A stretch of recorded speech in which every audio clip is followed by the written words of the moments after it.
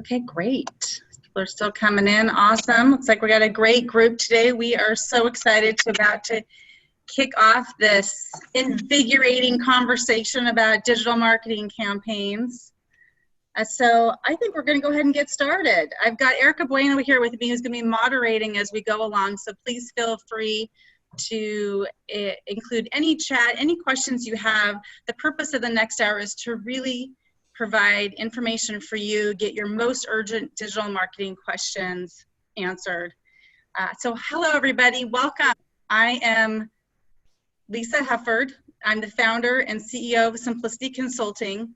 We're based in Kirkland, Washington. At Simplicity Consulting, we provide enterprise marketing services to big corporations like Microsoft, T-Mobile, and Providence. So our mission is to help everyone thrive in the new world of work, and that includes ongoing learning and development. So today our focus is digital marketing.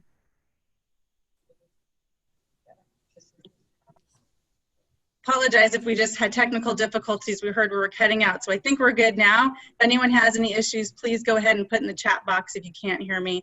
Otherwise, we're gonna keep rolling. All right. So I don't need to tell you guys this, but we're in a pandemic, if you haven't noticed, and everything's changed. So companies must accelerate digital marketing efforts to stay relevant and in business, and we're here to help.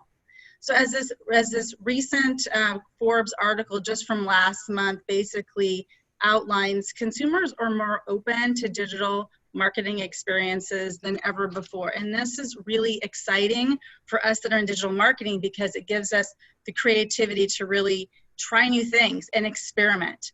And digital marketing has accelerated. As we all know, in some cases, it's the only way to buy and to engage with consumers, and it will continue to accelerate as we move forward.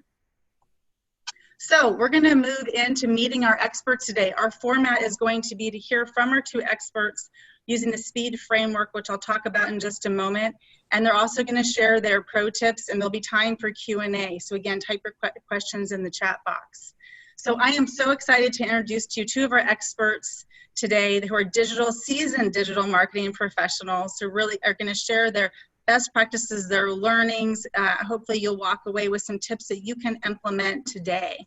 So I'm going to start with Cassandra Douglas. Cassandra is a strategist who uses digital platforms to help companies meet or exceed their business goals with over 10 years of experience developing content and digital strategies, planning digital marketing campaigns, launching new products for brands that include NPR, PBS, and Microsoft. She spent the last 6 years growing the public broadcasting Atlanta's online audience by 50% and revenue by 69% through implementing new digital products, originating content strategies, and using digital marketing to attract new audiences. Welcome, Cassandra. We're thrilled to have you here. And Sydney Tanner. Sydney is a data-driven self-starter with a growth mindset who leads with intellectual curiosity and emotional intelligence while navigating ambiguous environments. She's led e-commerce, customer experience, and fan journeys, resulting in over $500 million in online sales. She has over 20 years of experience, successful retail, vendor, agency management at brands including Sur La Table, Eddie Bauer, and BD&A. She's managed budgets of over $325 million and has a proven track record for driving double-digit revenue increase. Welcome, Sydney. Thank you for having me. Hey, everybody. We are so excited that these two amazing professionals are going to share their wisdom with us. So what we're going to do today is we're going to walk through a digital marketing campaign using the SPEED framework. The SPEED framework is something I developed about 5 years ago, and it's detailed in my book, Navigating the Talent Shift. And it stands for success, plan, execute, evaluate, decide.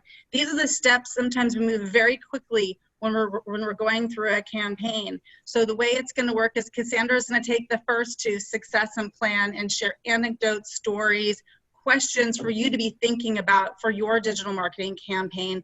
Then Sydney is going to move us into execute and evaluate, and we're all going to talk about decide. And then after that, we'll have some time for Q&A, then pro tips, and then close. So we've got a lot to cover. I'm really excited. If you haven't downloaded this the speed playbook and you want to follow along, please go to that link right there on the screen, download it for free, or get a paper and pen out, because we really want this to be proactive and very useful for you. If you're working on a campaign right now, whether you're a consultant, whether you're a manager, a digital marketing leader, there's probably something that's on your mind. And so we're hoping that this framework is going to get your questions answered. So let's dive into it. Cassandra, let's talk about success. Can you share some tips with us about what success looks like for a great digital marketing campaign? So absolutely. So I would say that the number one thing you have to do to have a successful digital marketing campaign is establish a business goal. What is it that you would like your audience to do to support your business? Whether that's consume your content, read your content, watch your video, buy a product, provide their contact information so you can follow up with them later. So after you've done that, after you've established the goal, then you really want to establish how the success will be measured. And for that, I really recommend using SMART goals, making goals that are specific, measurable, achievable, relevant, and time bound. And an example would be, I want to buy a product and we're going to measure revenue is going to be our goal. So by doing this and also looking at your competition, you can really kind of see how your product service fits into the marketplace. And I would say that is the biggest thing I usually hear from companies related to their business goal is, hey, we just want to get our name out there. Just want our company name out there. And I usually caution against that because usually if the goal is just not a little bit more defined, what happens is they end up with experiences that don't grow their business, or in worst case scenarios, really putting a lot of money toward activities that are not, helpful to their overall business goal. Yeah, it's interesting with success, thinking about what does success look like beyond awareness, right? It used to be sometimes we'd have goals for marketing around awareness, and it seems like with digital marketing, there is an opportunity for awareness, but that there's such a greater opportunity also for engagement. So thinking of how to think about that along with what a success metric might look like. Is that something that you've seen in your experience? Absolutely. And I would say that, in order for the success in our, next topic too, I would say write the goal down. Don't keep it to yourself.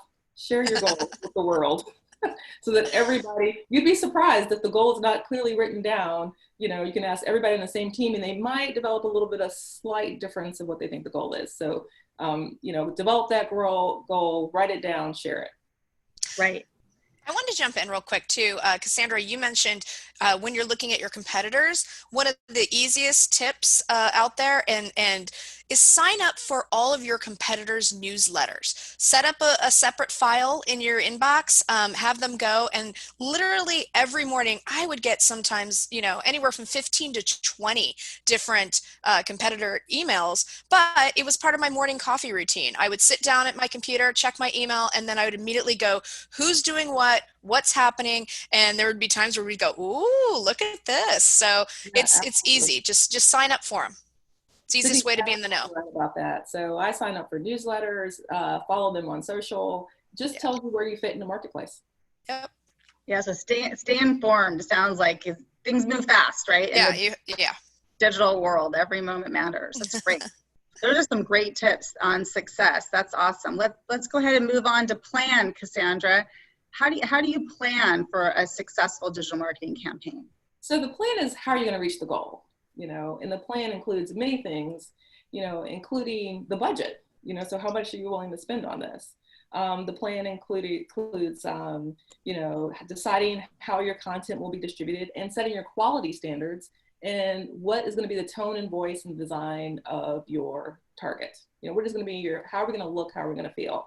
I'd also say that the plan includes assessing your current audience. Who is our audience now, and also assessing your target audience. So I have worked with clients that they do not want to define a target audience. And that is because they don't want to be exclusive of anyone.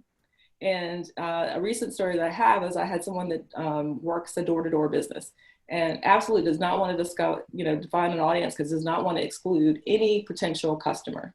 So one day she calls me and says that, hey, I had to drive an hour to reach a client both ways, so that really wasn't, kind of something that kind of fit into her business, having to spend a 2-hour trip for one client. And all that this helps you do is it also, remember, defining your audience can also be geographical. If you're a local business, can you support, international demand? So I would always, always, always, defining an audience is not, to exclude anybody. It's really to reach who you feel like you can best serve. Yeah, that's an interesting point you made about clients, customers not really wanting to choose a target. And so are there tips, are there ways that you've seen for maybe a client out that's struggling with how do they really define their target market? Are there some tips you could share how they could do that? Yeah, I mean, I think the first thing is really assessing how far you are from your target. And that's where a lot of marketing and personas come into. Who are you trying to reach? Who does your product appeal to? So that's number one thing I would say. I'd say first, know your current audience, and then figure out, work with your marketing team. Who are those personas that you're trying to, reach or, identify or cultivate that tell you who would best use your product? And that can be done through a number of ways, including focus groups or looking at how your audience is currently engaged. There's all types of demographic information available through Google Analytics. Look at market research. I do a lot of that, sign up, for things that tell you how the market is behaving to certain trends. Mm-hmm. Right. I'm gonna echo Cassandra's statement about personas. I worked for a company once that had a 3 million circulation file, and they literally put people into 6 persona buckets. And we knew exactly who to target when. It was quality versus quantity. So while you can do a big wide net to the all, if you have a general message, really sometimes, just getting to a certain amount of people will make all the difference in the world. And, speaking of that, personalize that conversation as well to that audience. Yeah, absolutely. That's a way to stand out in digital. That's great. Anything else, Cassandra, around planning? Yeah, again, you're going to hear me say this over and over again. Write it down. We want the entire team to understand kind of what the plan is. And that's just also to know if you should pivot or not, or what we've tried in the past. So the writing it down part is very important. Keep people, on the same page, and also as a word of record for later on when you're trying to assess what really worked and what didn't work. Yeah, that's a really great point. Write it down. And one of the other things I'm wondering if you could share a little more on too is how to think about connecting your digital marketing plan with the overall business plan. Mm-hmm. Well, I would say that it should support your business plan. I think that sometimes in digital, we become very accepting of, say you have a physical store. You have a purpose, you have a goal of what you're trying to do. And in digital, sometimes it's a little bit more nebulous. Just something happens and we're okay with whatever it is. It really, really should support whatever your business goal is. And if it doesn't, it's just time to reset and, maybe create little tiny micro goals so you can get it to support the business. Digital should accomplish the business goal, make your life easier. It shouldn't be this kind of unreachable thing out there. Right. So if someone's out there maybe not experiencing that today and it's feeling hard, what kind of tips or strategies, questions should they be asking themselves to move a little more to make digital easier for them? I would say, what is the business goal? And then if it's not moving, or you can't figure out why would we have the business goal that's different on digital than in our, even if it's brick and mortar? Omni-channel. Really start there. Yeah. And sometimes I think, you hear a lot, people talk about ROI and ROAS and digital marketing, and that could be part of a plan, right? Like we just want to get a 10x return on our dollars. So is that a right way to think about planning, or is there a better way to think about how to think about maximizing the spend? I would really think about where you are when you set the goals. So if you're on a website and you're currently doing, 5,000 visitors a month, you don't want to give your entire team a nervous breakdown by saying next month we're going to do 1 million. So again, back to the SMART goals, things that are actionable and attainable. And then really it gives you kind of a lens. And, I know Cindy's going to talk about kind of looking at the data and stuff like that. It gives you an actionable lens to figure out what levers you can push and pull to get, to that goal. Great. Okay, awesome. Those are some great tips. Okay, let's move on to Sydney, who's going to share execution. Execution. I think I've planned over 1,000 emails in my career, so I know a thing or two about execution. First thing you got to do, going back to what Cassandra said, is you got to create a plan, and then you need to make sure everybody's on the same page with that plan, and then you kind of need to work back from it. And you can do these by making an editorial calendar. I've worked for companies where we would have an editorial calendar. We would work 4 to 6 weeks out, but in reality, you need to be nimble because you need to be able to be flexible in case of what's going on in the current landscape out there. So when COVID hit, I am sure no one had COVID, any kind of conversations planned around that in their editorial calendar. So just making sure that you're a little bit fluid, give yourself some wiggle room, but in general, have a map, have an idea. And normally in the digital world, again, I would see omni-channel campaigns planned out for a year.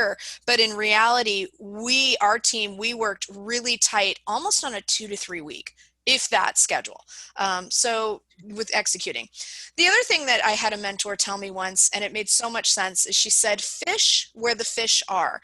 You don't always need to create your content specifically for what's going on right this second, but be smart about how you plan your content. For example, we have Labor Day around the corner, and that is a natural sales motion, just like traditional holiday buying time with Cyber Monday or Black Friday. Fish where the fish are, because people are going to be looking, especially if you are doing any type of promotional campaigns. That's what people are looking for. They're expecting that. You want to give them a reason to buy with you. That's really what you want to do.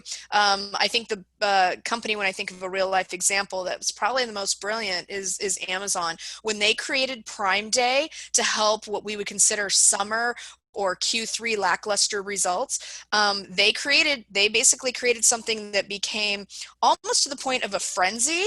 And as a person who's working for another retailer at the time, we were able to capitalize on that frenzy, because people would get so frustrated that they couldn't get what they wanted at Prime Day, that, you serve them up a compelling offer that, they're already part of your extended network. It was great. I saw company do over $1 million in just 24 hours because of Prime Day, and had nothing to do with Prime. So executing, when you have CTAs, so CTAs are the little buttons, the call to action buttons. Those are so important, you guys. You want to make them action oriented. I can't tell you, shop now is so boring and so uninspiring. Even learn now, learn more what? So what you want to do is just subtle tweaks, and you want to be almost direct with it. So if you want someone to book a consultation with you, or you want somebody to buy, instead of saying, shop now, say buy now, or book now, or even what was the other one I had? Oh yeah, read this white paper. Anything that is a call to action, just be more specific. I'll share an example of a tactic that we used to use at a company I worked with, where instead of just putting one CTA for, say, a product that we were promoting, we would put 2, and the one CTA would lead you to that product. But when you have a product where you're directing customers to, say, a product landing page, you have a 50% chance of the customers either engaging and actually converting, or they're not interested in that. So then we would always make sure that we put another CTA that said shop the category, or something along those lines of, for more, something more action oriented. But we would take you to the category landing page and make sure that the product we were promoting is always within the top 4, because don't, especially with people on mobile phones who are scrolling, you don't want them to have to go hunting for what you're trying to sell. So you make sure that it's optimized. And we found that we had better success with sending to the category than we did with the product, because what that did was it allowed you to get a breadth of assortment and show other options. And so what happened was the customer, if they were originally intrigued with our message, they would go in and we found higher UPTs, add to carts. We had higher statistics on that. Again, I think I've said personalization is key. We have 6 different generations in the workforce right now, and I think that we all have different languages. So sometimes just anything from an image can be highly impactful. Are you going for a very specific percent? We used to have pictures that would talk to maybe what we called 5% of our circulation file, and then we would have pictures that would basically just be kind of more more relatable, I guess, to the greater audience. So be personal in your copywriting.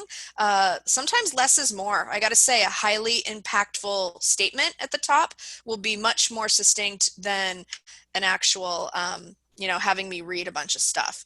And then my big other tip, you guys, is proof what you create. I cannot tell you, at one of the companies I worked for, we had just one person who was the proofing person, and that was too much pressure to put on one person's shoulders. It's too much. I would always say second set of eyes is your friend, and I recommend even third or fourth, depending on how many people you are going to view your results. You need to have somebody else sometimes just quickly proof your content and then sign off on it.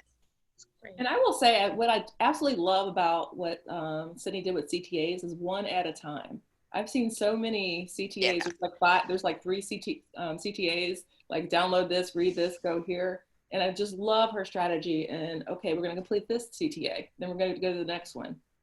Yeah, we talk a lot about landing pages that are, in the next actual slide, I'll kind of talk about, with evaluating. There are quite a few campaigns that are maybe awareness campaigns, but they don't necessarily always have a call to action. And to me, you don't want to dead end your customer. You want to continue that conversation. So the question is there a call? Like, you could have 2 CTAs, one that maybe says, watch this video, and the other one that either says, book now. You want to be smart, try to maximize, but without cluttering your content. So it's something else I would do. Yeah, that's really interesting, because it's really all part of the customer journey. It's all, intertwined, right? In your brand messaging, the value, knowing your target customer, what really is that journey? What do you want them to do in the fewest words as possible, so and that the fewest they'll do clicks, it, right? And the fewest clicks too. Do not make me hunt 5 different landing pages down to get. That's why I think, again, something I'm going to acknowledge it. Amazon did was the one button click. Buy now. They weren't concerned so much with units per transaction, or they were concerned with getting loyalty. That was more important than necessarily the KPI. And that's why establishing your KPI is very super important too, especially depending on where you're at in your business, whether you're new, you're in growth mode, or maybe you're in legacy mode. So. Yeah. Amazon, I think, trained us all so well, right? It changed the landscape. The buying experience. Absolutely. Yeah, you can't ignore it. And then also think about mobile. I think we were talking about this earlier, that most people do a lot of their searching on mobile, or they read emails on their mobile phone. If your mobile experience is not responsive and designed to your desktop, while maybe most of us work on a laptop or a desktop experience during the day, when it comes down to it, we normally view our content, whether it's social or email, on our mobile phone. So again, you need to, when I say proofing, we would always proof mobile first, desktop second, because we knew that the eyes would go to mobile first, and we needed to make sure it was clean and readable. But then we also knew that there would be an add to cart conversion play on desktop. That's great. Okay, so many awesome tips on execute. Let's move to evaluate. So this is when the rubber meets the road. So you're done with your campaign. Did it work or not? How do you know? What metrics do you look at? This is funny because I really geek out over this. This was something that it took me a while to learn, but it really, my mentor said data is unemotional. And what we love about data is it tells the story. And, so many of us are brilliant. We have great ideas. But when it came down to it, the data really told you whether or not your customer engaged with your content or not. And that can be anything from, hold on here, I got to advance my slide. That can be anything from, you know, first you want to establish a baseline. I got to say that first. Establish your baseline, because your baseline and my baseline are going to be different. You will hear people say, well, the industry average is. Well, the industry average for your segment is going to be different. Like healthcare and manufacturing are going to be much different. So you need to find out where your baseline is first. And most people, when I look at raw numbers, because I prefer to look at the raw numbers versus the graphs, my first thing I do is I go to a bounce rate. And people are really surprised when I say that, because I want to know a bounce rate is a number that's going to tell you whether or not they just bounced right off that page. And that to me says that I didn't do my job, in the sense that I didn't give them content to engage with, to continue the conversation, or to keep moving forward. So if I am doing ads in social and I am driving traffic to a specific web page that has been optimized, seeing a high bounce rate to me is alarming. Now, seeing a bounce rate after I've established my baseline that's within maybe a 5% zhuzh, then that means, okay, I'm doing what I'm after. But anything higher than what my expectation is, I got to pivot, and I got to pivot quickly. I think, Cassandra, you said this earlier, or you haven't said this, but you said this in a conversation, that you've worked with companies that they kept doing the same thing over and over. And even if it didn't work, they just kept doing it. Yeah. And that's the same thing I was talking about before with business. If you had something that didn't work in a physical business, you wouldn't keep doing it. No. So same thing on digital. Yeah.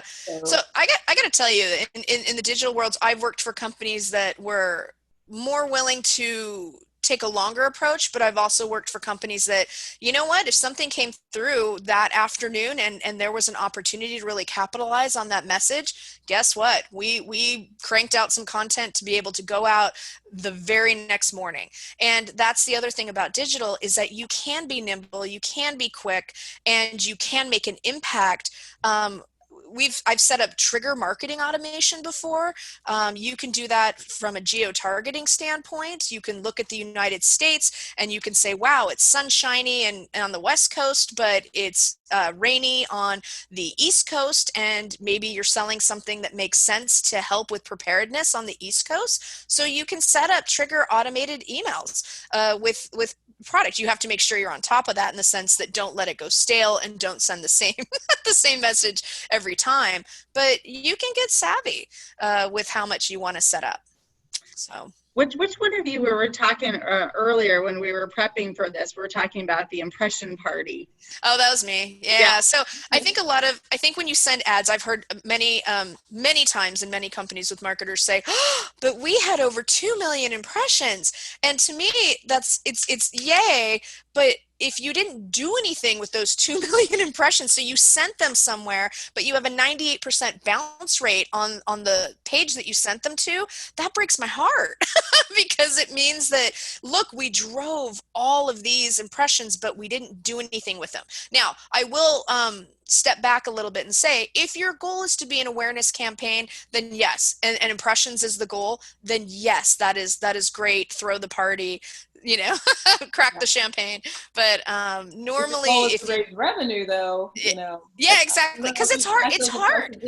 I think the biggest question I get asked often is, how do you measure ROAS, or how do you measure the ROI? And again, it goes back to, most companies I've worked with were very, bottom line's the dollar. How much revenue did you make? And we would look at engagement as another very important KPI, because we would take our traffic divided by our clicks, and we would say, okay, this piece of content, because every website is real estate. You have to look at it as how much does this module, you know, what, and we always know it is common knowledge that above the fold will get the most attention, but how much does this module, what kind of real estate is it converting at? And so I would always want to look at the engagement, because we do understand that there's considered purchases. There is times where people add to cart and they have abandon rate. I mean, most people have a checkout funnel that can be anything from 5 steps to 8 to 9 steps. And we would have people that would analyze what step we were losing them in that funnel. And so I can't even tell you, analytics, it's so huge.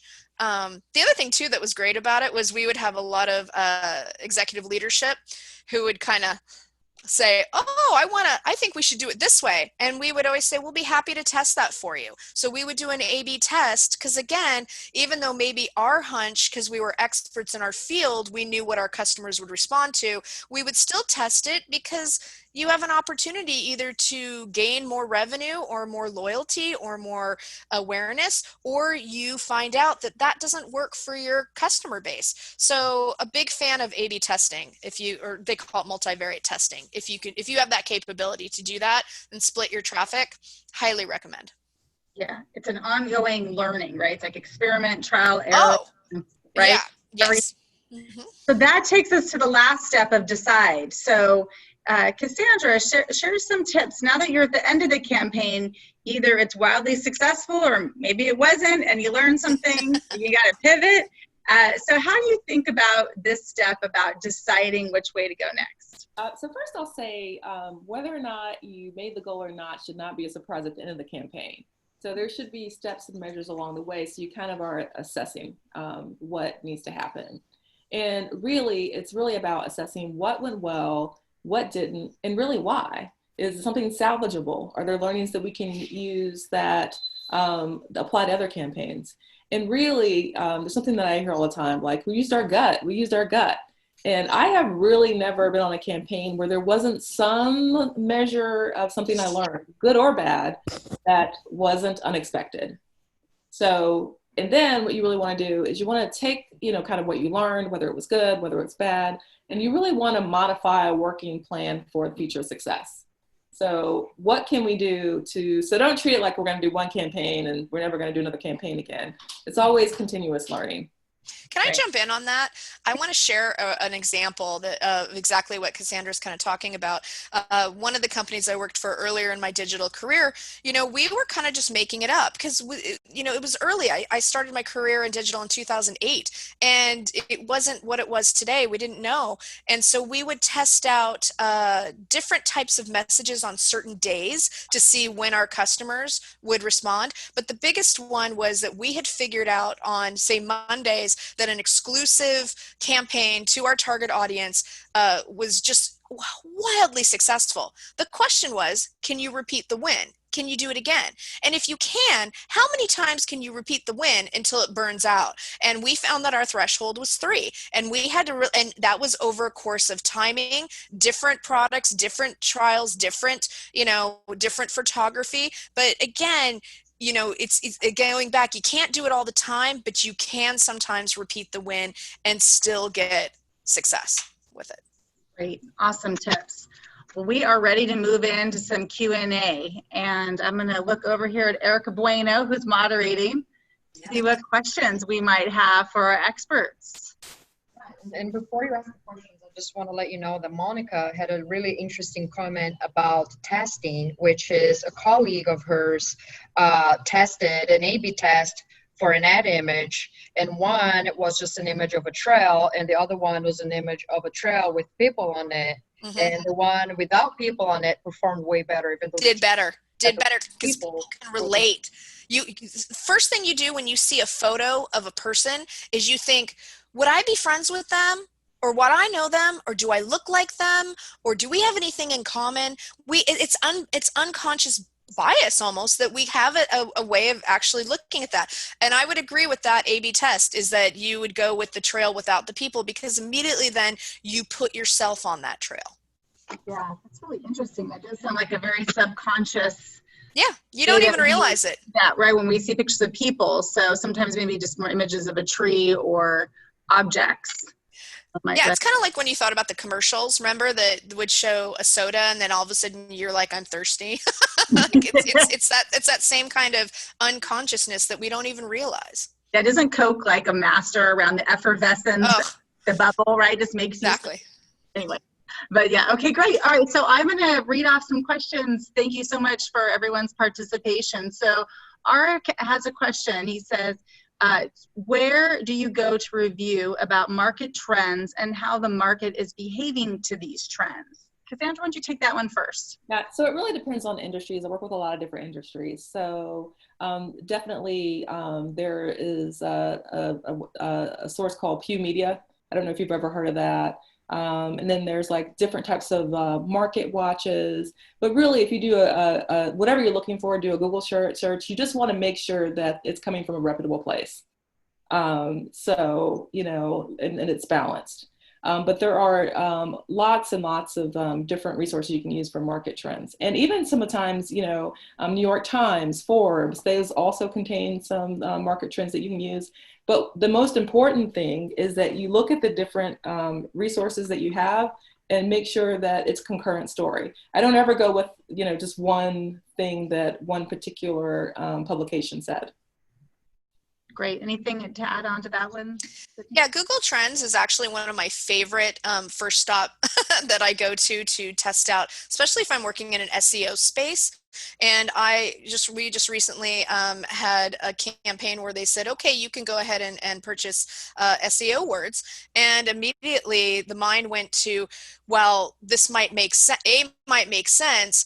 Let's see what it results in Google searches. And surprisingly, it had really low engagement. So instead we said, okay, well, we're going to go ahead and do kind of an A/B test. We will still buy what we think is instinctual, what our gut says, what we think people are buying. We're going to still purchase these 4, you know, SEO words, but then we're going to go over here and we're going to do something that we wouldn't think is instinctual, but it has such high ratings on Google that we're going to just do it and see what happens. Oh my gosh, you guys, Google was right. Everything we invested in on the B side came back with extreme revenue potential, as opposed to what we thought, which would make sense based on our gut and what we were doing. We hardly scratched the surface. So Google Trends is one of my favorite first places to start if I'm doing anything like that.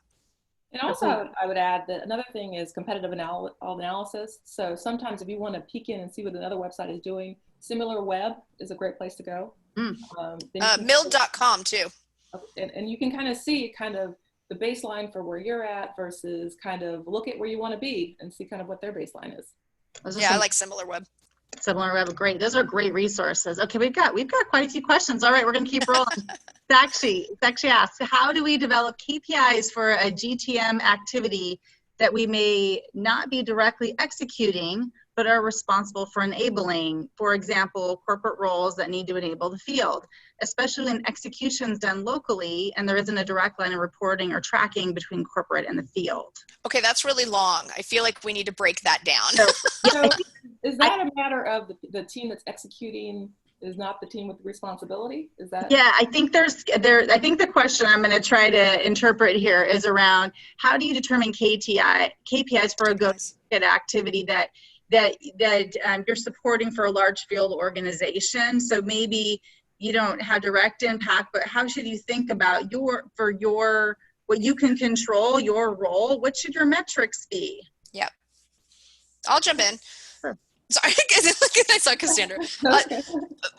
The easiest thing, so I work with a lot of, like I said, I have to sometimes work in a lot of ambiguous spaces.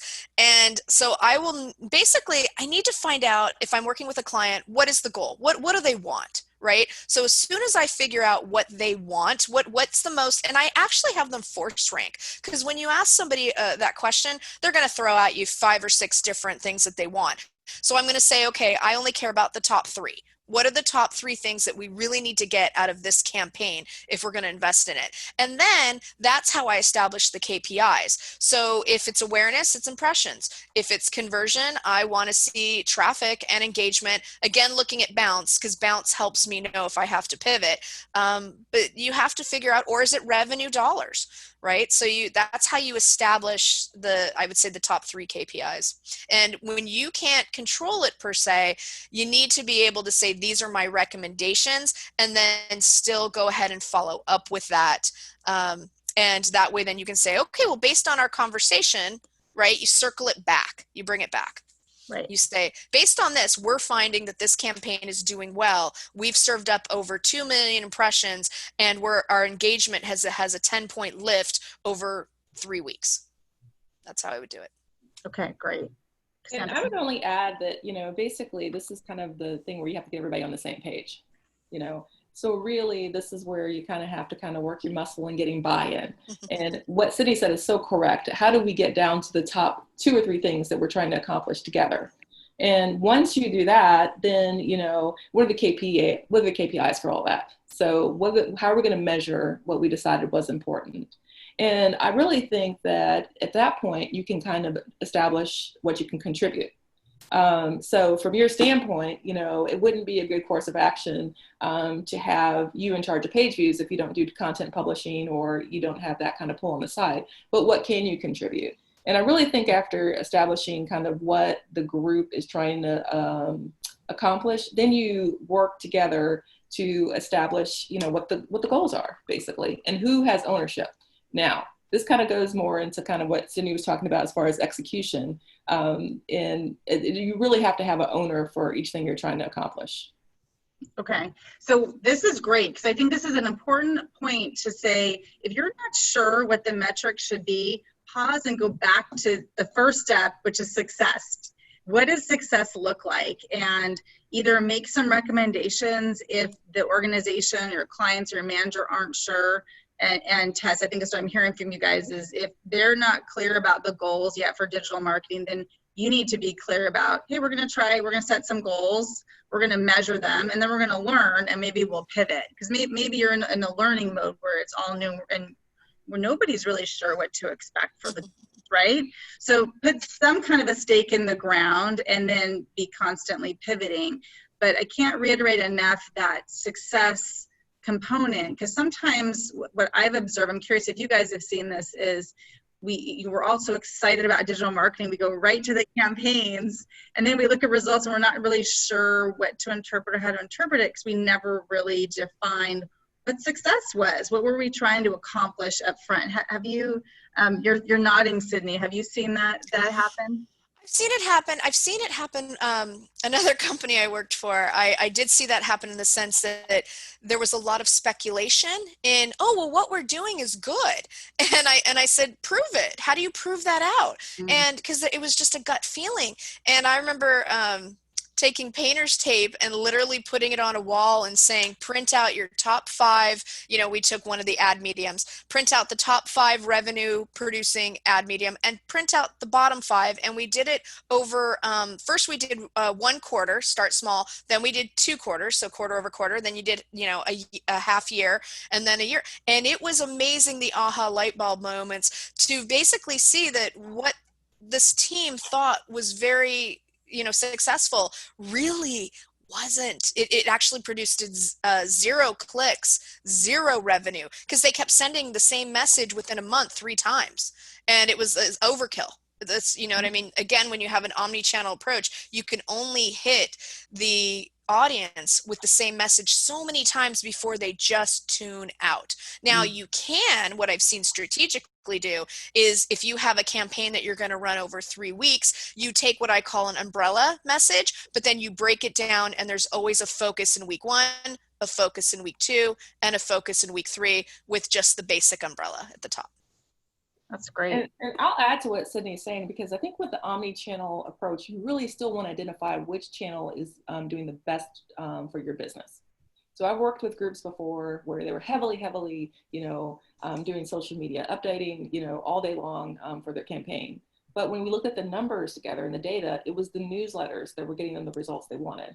Yeah. So kind of had a pivot. So even though, omni-channel is great, there's probably one of the channels in there that's delivering the most for, and then you can recalibrate and figure out how much effort should you place over social versus newsletter to make sure that you're maximizing your efforts.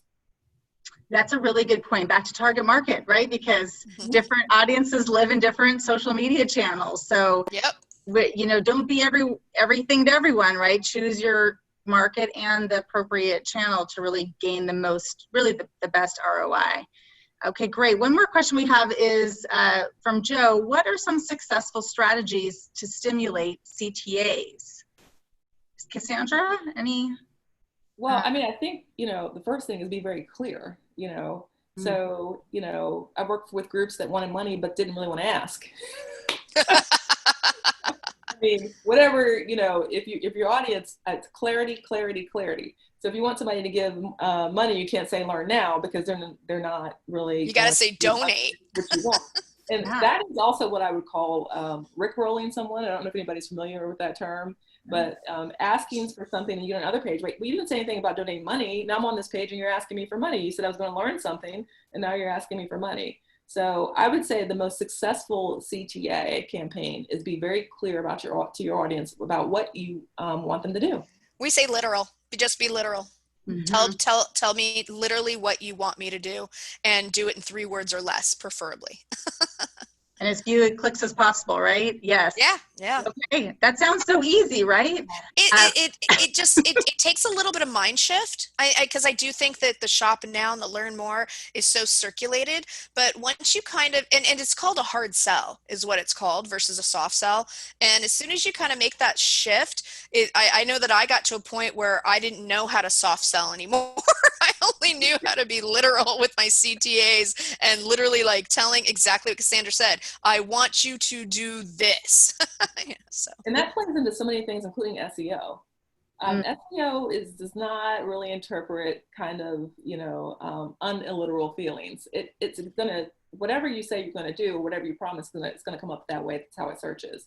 So not only will it benefit you in CTA, it'll also benefit you in helping search engines discover your content. Yeah, agreed. Great tips. Okay, just a last question for Lori, who's new to digital marketing. Sydney mentioned the concept of an impression party. So what does the concept impression mean in marketing? Impressions are normally just means that when you click onto a, say you're in a social media, then the impression, it's meaning that the ad has been served up to you. That's the impression. They count that every time. Say that you're on a website, it could be the New York Times, and the ads that you see, every time you see that particular ad, that's an impression. So it's just counting how many times the ad was served to the intended targeted audience that you outlined when you purchased the campaign. Great, thank you. Awesome.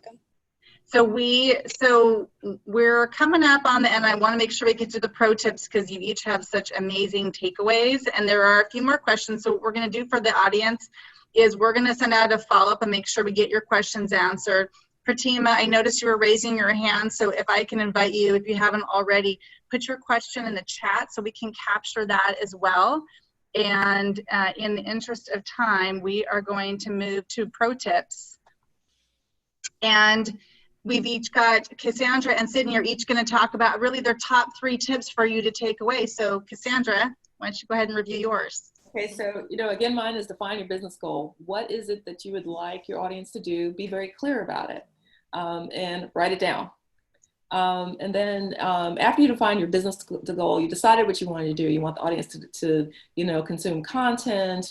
You want them to buy something. After you've done that, then write down your plan and share it. And the biggest thing I would do is share it to invite discussion. You'd be really amazed, especially generationally, the types of feedback and response you will get if you share your plan before you execute it. And then, I think my final tip would be flexible. I mean, we all love to get a plan and execute it, but if crazy things happen like COVID and, protests, you want to really, evaluate if your campaign is the right tone and feel and look for the environment it's in from the time you planned it to the time you execute it. So I would say those are the three things. Agreed. That's great. Thank you. Awesome pro tips. All right, we're moving on to Sydney.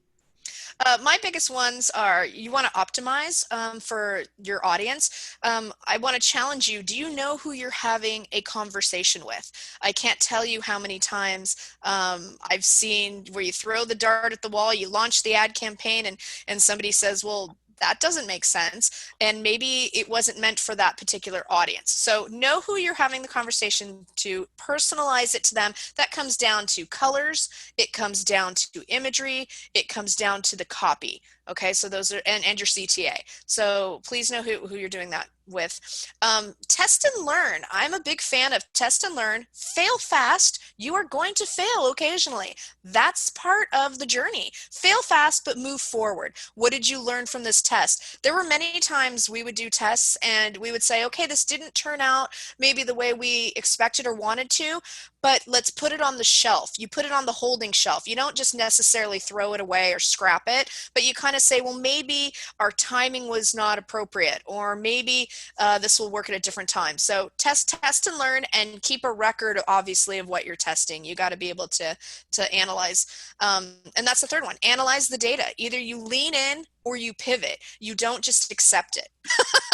I've always been told, okay, here's the data, but you need to be able to, it's going to tell you either, yes, this works, or maybe if we do this, we can get another half point, or maybe this was a total bomb. We're not going to do that again. I think I saw somebody's question that came through and said, well, where do you get the data? You need to actually be able, I know Google Analytics has some free metrics or things you can overlay onto your page. But most companies eventually end up investing in a platform, some type of analytics platform. So you really need to figure out how robust you want to go. Instagram has free, they tell you impressions and information, demographic information. So does Facebook. All the socials give you information to help you make informed decisions. So you just need to read it. You need to look at it and establish your baseline. Those were awesome tips. Yeah. Well, we've got a couple minutes and we've got a couple questions. So before we close, I'm going to see if we can squeeze a couple more answers in here.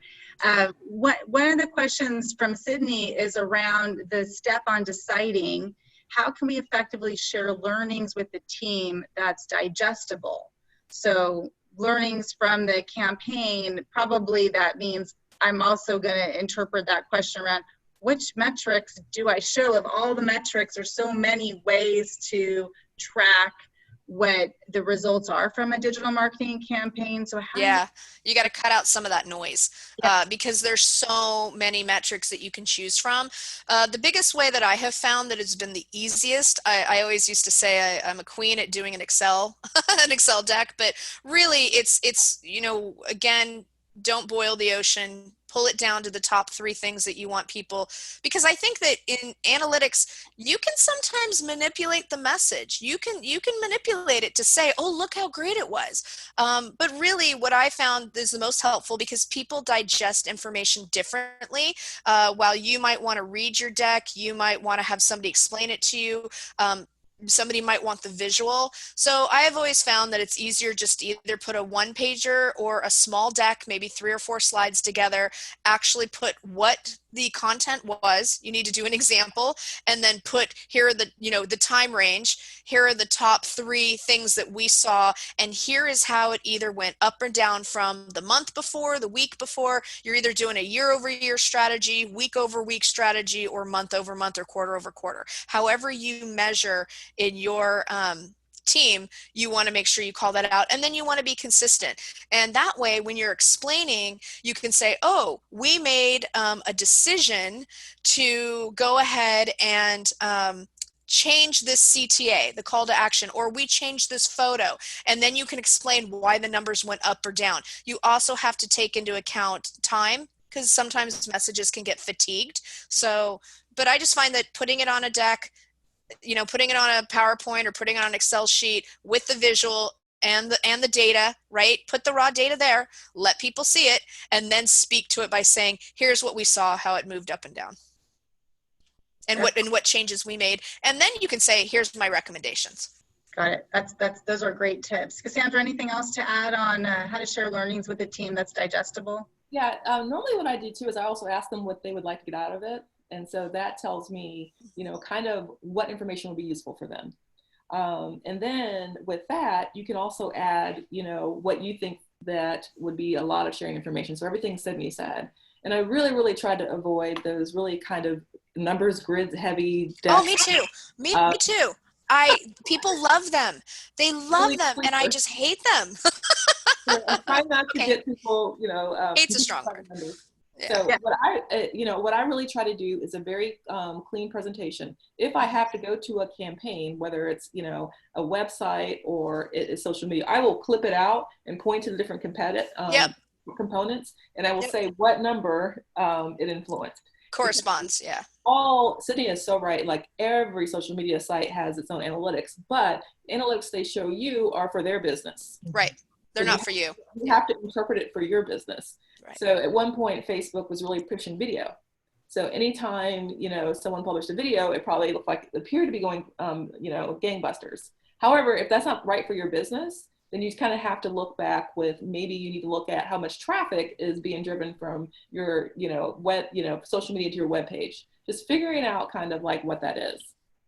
I love that. I know we have several consultants listening in, and one thing I'm taking away, I think, from what you're saying is use your consulting skills to really be that storyteller of the data, right? So there's data, and then there's your interpretation of connecting it to the business goals, back to how does this campaign, what's important to my client, or if I am the manager, how does all these metrics pertain to the business goals, right? And what you said is perfect. With every deck, I tell a story.